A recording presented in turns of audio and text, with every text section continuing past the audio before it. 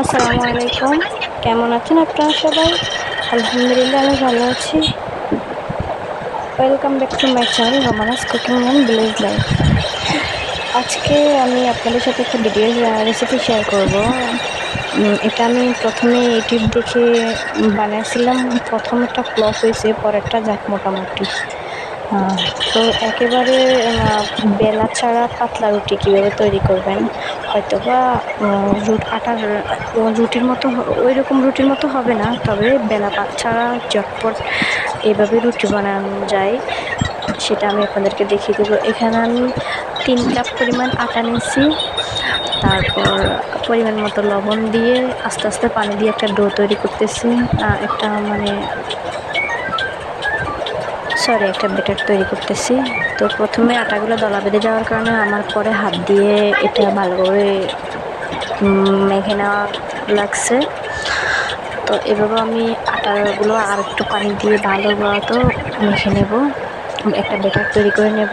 পাতলা একটা ব্যাটার, ঘন হলে হবে না, পাতলা হলে মোটামুটি ভালো হবে, এরকম পাতলা।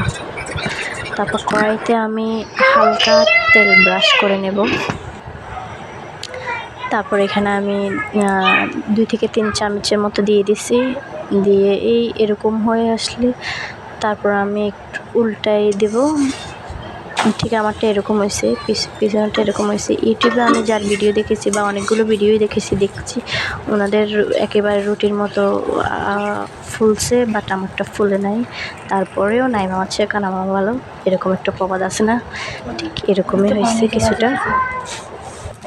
তারপর এটাকে আমি ভালো মতো এপিট ওপিট করে ভেজে নেব। ভেজে নিতে নিতে রুটির মতো একটা কালার চলে আসবে। আপনারা দেখতেছেন রুটির মতো একটা কালার চলে আসছে, এরকমই হবে, একেবারে ফুলে না।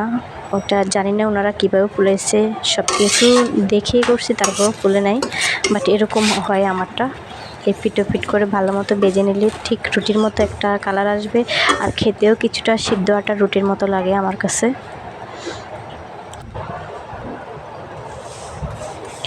আপনারাও ট্রাই করতে পারেন।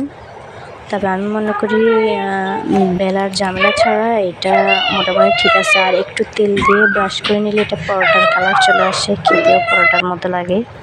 আমার একটা রুটি ভাজা হয়ে গেছে, দেখতেছেন কেমন হয়েছে, ঠিক এরকম হয়েছে। তারপর আমি আরেকটা রুটি দিয়ে দিচ্ছি, 2 থেকে 3 চামচের মতো। আমার কড়াইটা বড়, ঠিক এরকমও হয়েছে, ফুলে নাই।